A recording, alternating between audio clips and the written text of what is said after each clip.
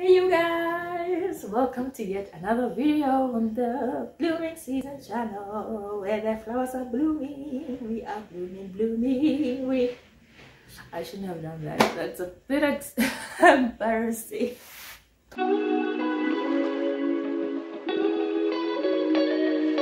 Hey guys, welcome to the Blooming Season channel where we are all about growth, self-development, wholesome living, living the life that God has set out for us to live. And let the church say amen. I really love the concept of us growing beyond what we were or what we are. You know, as scary as change and growth is, I still feel like that is the best gift that we can ever get in life. You know, nothing beats growing. I feel like it's beautiful. Every growth is beautiful, and it just needs us to see the beauty of it rather than the painful side to it. Because with growth, the thing is, you are used to certain things, certain habits and things like that, and often when they fall off, it's not as easy as taking a shirt off. It actually is painful. Just take teething for instance, that painful experience for babies. But then again, at the end of the day, they are happy that they have teeth, because as soon as you give them a drumstick, they will chow that thing. In fact, they will hold it like this and try to eat it up. So as painful as the teething process was, at the end of the day, there's a reward of eating a whole drumstick, having it all to yourself, and no more are you sitting there with your porridge when everybody else is eating something salty. So that's the perks of it, and if only we could learn to enjoy the experiences of it regardless of how painful they become. But yeah, that's just my thoughts around it. I am super glad that you could join me on another episode. I am Kgomotso Matabane, and I am super grateful that you are here, that you gave me your time. It is your time, and I hope that this will feel like a great investment for you, because time is irreplaceable. And if you are new here, you are most welcome. Just make yourself feel at home. Just know that you are loved and are appreciated.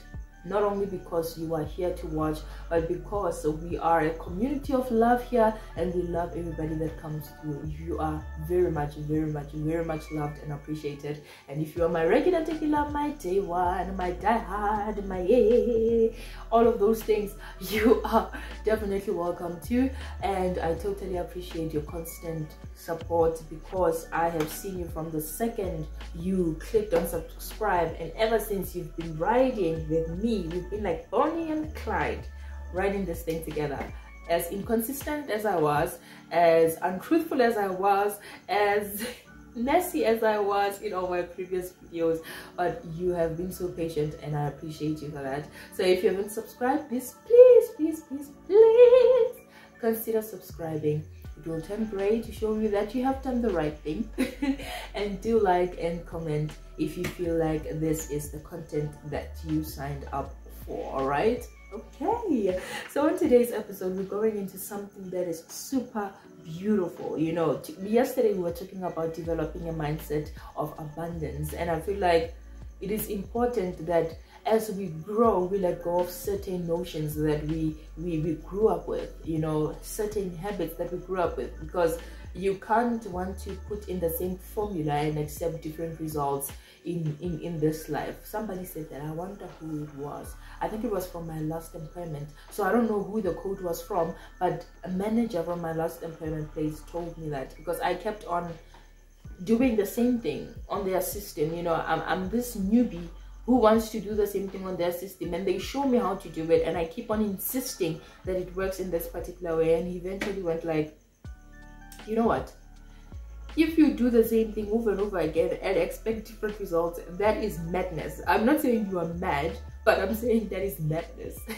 It stung like a bee. It stung like a bee, but now I fully understand him. Like, how many months later? 5 months later, I fully understand what he was saying. So it is futile to keep a negative mindset, to keep a scarcity mindset, and want to bulldoze the entire world with abundance and things like that. It has to start in here. It has to start with us renewing this mind and tapping into the abundance mindset for us to experience abundance all around us and to also share it with others.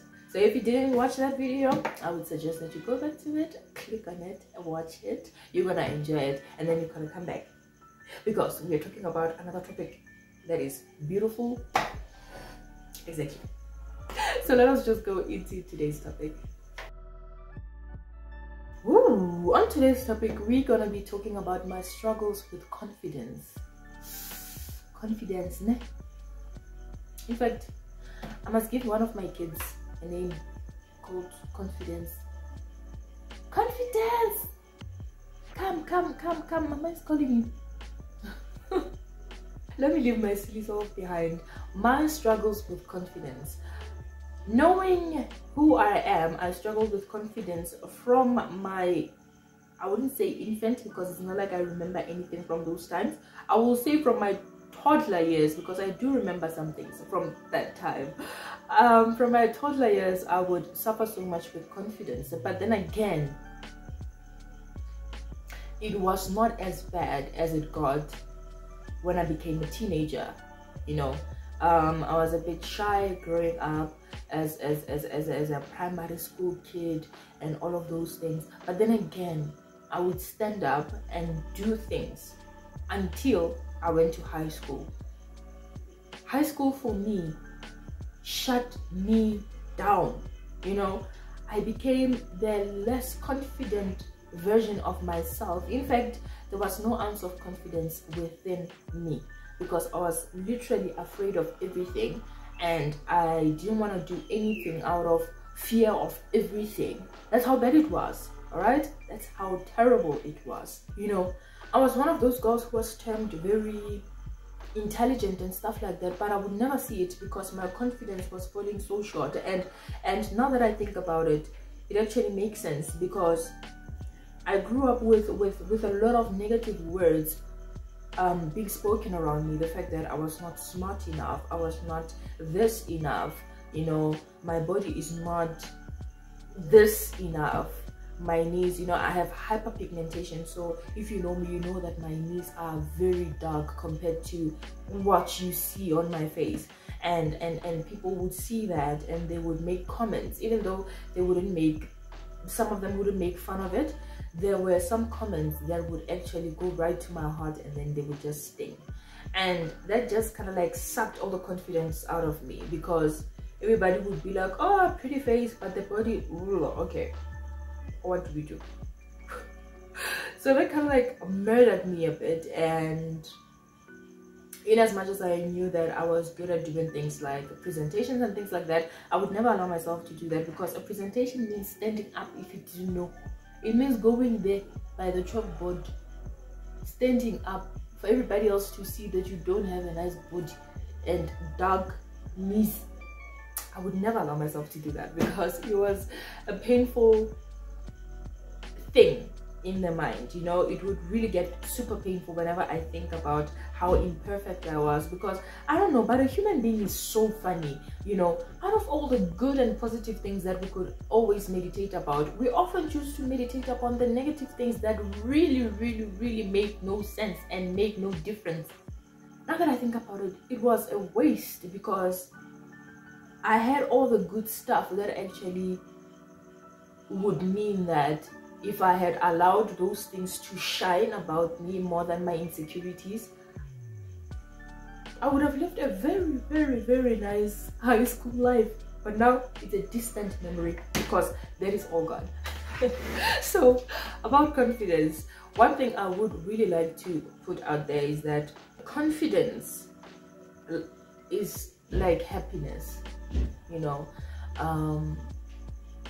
even though dressing in a particular way can help you feel good about yourself, at the end of the day, you're gonna take off the kind of clothes that you wear, and you're gonna have to deal with the kind of person that you are. And until you deal with yourself to a point where you are confident within your own skin with who you are, flaws and all, then you can't truly live out a life of confidence. The same as happiness. Happiness is not brought by external things, but rather you look for it on the inside. You work on your inside, and then the happiness that you feel on the inside kind of like exudes. It comes out. All right, it comes out. It is your responsibility to go and reclaim your power.